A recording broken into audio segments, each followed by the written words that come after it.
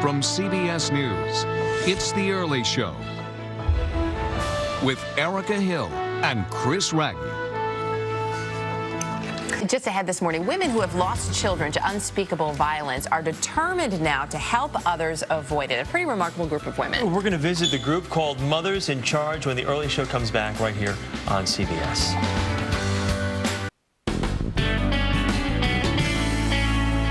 Well, this week we're looking at the people in communities that help define the American spirit. And this morning we profile a group of women in Philadelphia who suffered the greatest loss a mother can face. In a city where 85% of homicides are committed with a gun and more than 80% of them by African Americans between the ages of 15 and 34, these mothers are doing their best to make a difference, channeling their grief into community action.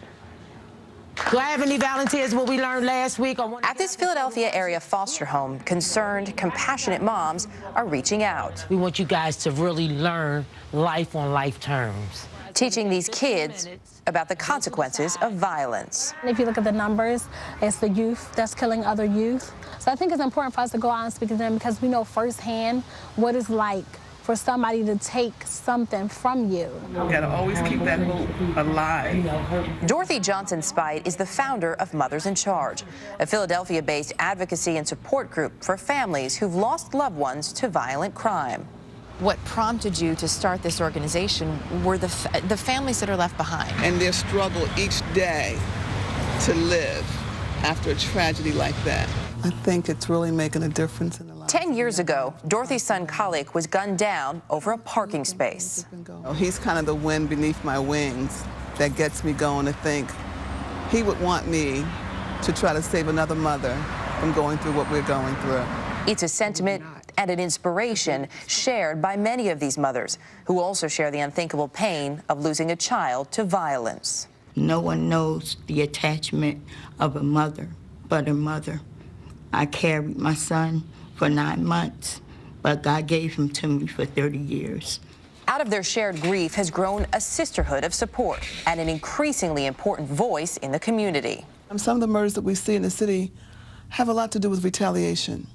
So oftentimes we get calls from mothers who give us information, you know, or will talk to us about a particular crime or something that's going on or concern they have in their community. In the hopes that you'll pass it on? In the hopes that we'll pass it on or come out and get involved. We do that. Which includes bringing inspiration to an unlikely place. How many of you ladies are mothers? At this Philadelphia prison, inmates are graduating from a program that teaches the virtues of good parenting. I am changing, and I'm going to get my life together again. If we can teach these women how to change the way they think, that they could change their behaviors, thus reducing their recidivism in and out of prison. Because if they're in prison, then who's raising their children? Now we have another child who's angry, another child who's going to be violent, another child who's going to pick up their gun. It can be a tough part of the city. Their efforts have been recognized by law enforcement and by the city. They're doing work that, quite frankly, the city government is really not necessarily in a position to do, and they do it with authority because of who they are. Because of their success in the community, Mothers in Charge are now working with students at Villanova University to develop a national educational curriculum. It's not just a Philadelphia problem with the violence, it's a problem across the country. But for all of the strength they find in one another and in their shared mission to end the senseless violence that took their children, the pain will never be far away. Is there ever a day when you wake up and you think, you know, I'm not sure I can do this today. It's too hard for me without Kalik. I just don't know if I can. Many days, many days. But by the same token, he is what gets me up in the morning. And he gets you through. He gets me through. It's just an amazing group of women led by Dorothy there. As soon as they hear about a homicide, they immediately send a card trying to reach out to the family to bring them in because it does do so much for these families to know that they're not alone. And a lot of the women were very generous in sharing their stories, share their stories with us, and we have a number of them at our website at earlyshow.cbsnews.com.